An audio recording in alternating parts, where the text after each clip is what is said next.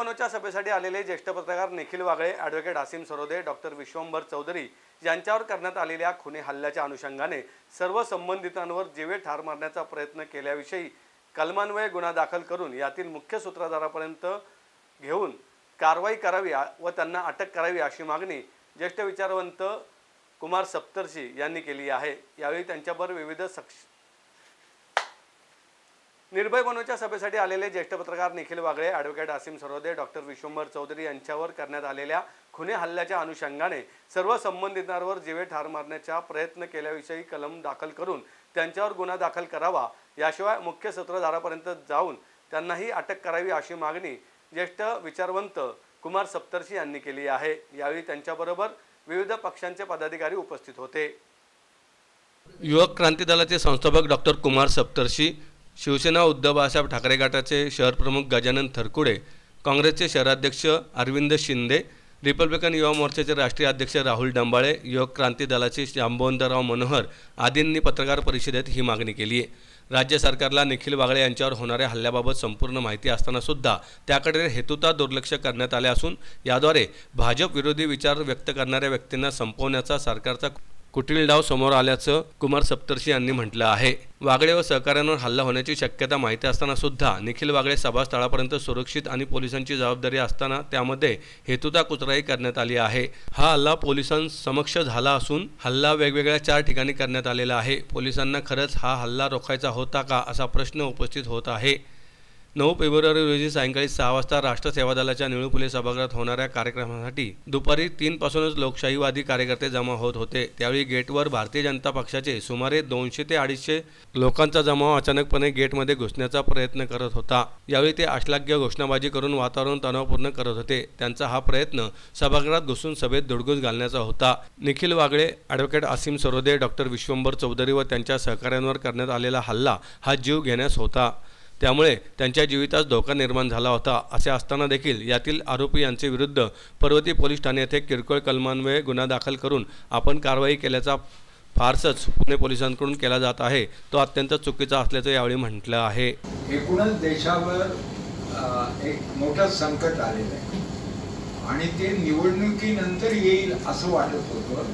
ते निवडणुकीच्या आधीच येत आहे आपल्या घरात आणि आता संकट। ते काय संकट आहे तर विरोधी पक्ष अस्तित्वात असू नये अशी लोकशाही, म्हणजे ती लोकशाही नसते तर ते हवंय राज्य करताना आजच्या सत्ताधीशांना। म्हणून रोज आपल्या बातम्या पक्ष फोडण्याच्या।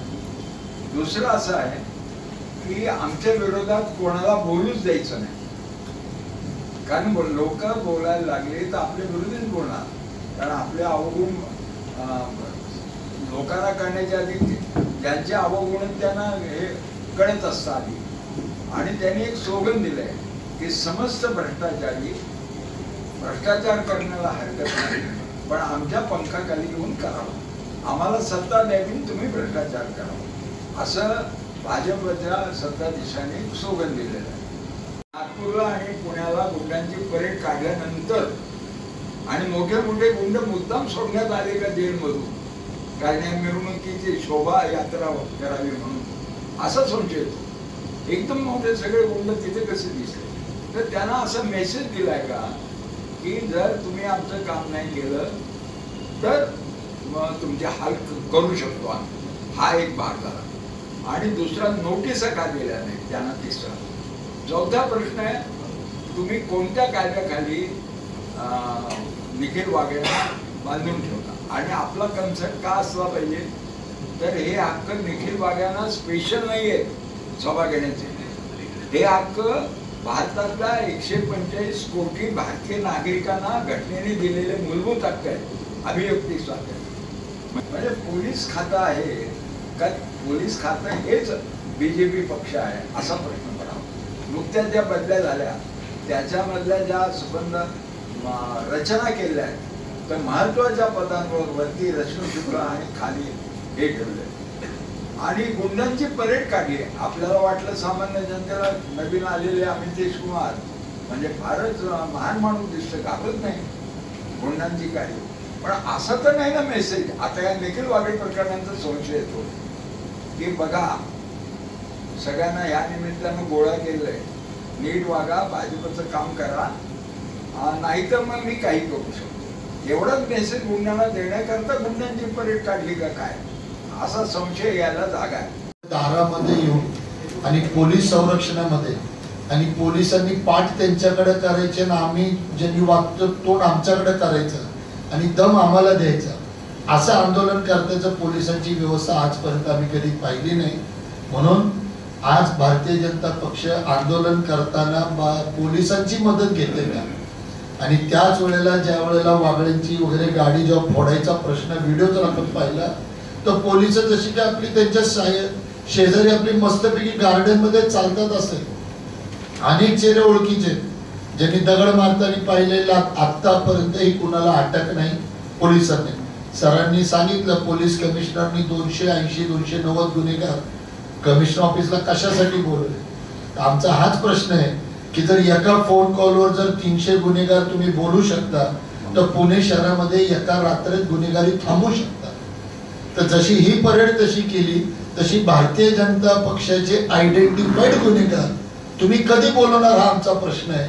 कारण म्हातारी मेल्याचं दुःख नाही, काळ सोकवतोय. ज्या पद्धतीने संविधानाची हत्या होतीये, लोकशाहीची हत्या होतीये, अभिव्यक्ती स्वातंत्र्याची हत्या होतीये, हे आज चाललंय. पण मला भीती एवढी आहे की ही पद्धत येणाऱ्या प्रत्येक राजकीयाने अवलंबून आहे. या मी प्रत्येक वेळेला सांगत असतो, शेजारचं घर जळतंय म्हणून आपण शांतपणे बघत राहिला तर आपल्याही घराला आग लागणार आहे, नागरिक उद्या त्याच्यामध्ये त्रस्त होतील. एवढीच शंका आमच्यामध्ये. लोकशाही अबाधित राहण्यासाठी ही लढाई आहे. आणि भारतीय जनता पक्षाने ज्या पद्धतीने गुंडशाही, गुन्हेगारी सगळे हद्द पार करून जे पुणे शहराच्या संस्कृतीला गालबोट लावले त्याचा आम्ही निषेध करतो. ज्या पद्धतीने पुणे पोलिसांनी आता ज्या लोकांवरती गुन्हे दाखल केले असं त्यांचं म्हणणं आहे की त्यालाच अनुसरून काही दिवसापूर्वी शिवसेना उद्धव बाळासाहेब ठाकरे गटाच्या वतीनं कात्रज या ठिकाणी एक आमचा युवा संवादचा कार्यक्रम होता. त्या कार्यक्रमाला आम्ही सर्वजण प्रमुख पदाधिकारी सगळे व्यासपीठावर होतो. उदय सामंतच्या गाडीवरती छोटीशी काच फुटली, मागची काच कोणी फोडली माहीत नव्हती. पण त्या गुन्ह्यामध्ये व्यासपीठावरती उपस्थित असणाऱ्या प्रत्येक शिवसैनिकावरती 307, 353 नंतर म्हणजे अशा गंभीर स्वरूपाचे गुन्हे दाखल केले. आणि त्याच्याच उलट म्हणजे कालचा जो प्रकार झाला त्यात जर ती काचा बघितल्या, गाडी फोडताना बघितली असती, ती शाही मारताना बघितली, दंडुकडी मारताना बघितली तर खरंच एखाद्याला जीवाला धोका होईल असं एक कृत्य केलेलं असताना देखील नॉमिनल टेबल जामीन होणारी अशी कलमं लावून त्यांना अटक केली असं त्यांनी सांगितलंय. मला परवानगी दिली होती, त्या परवानगीमध्येच आतमध्ये आम्ही थांबलेलो होतो.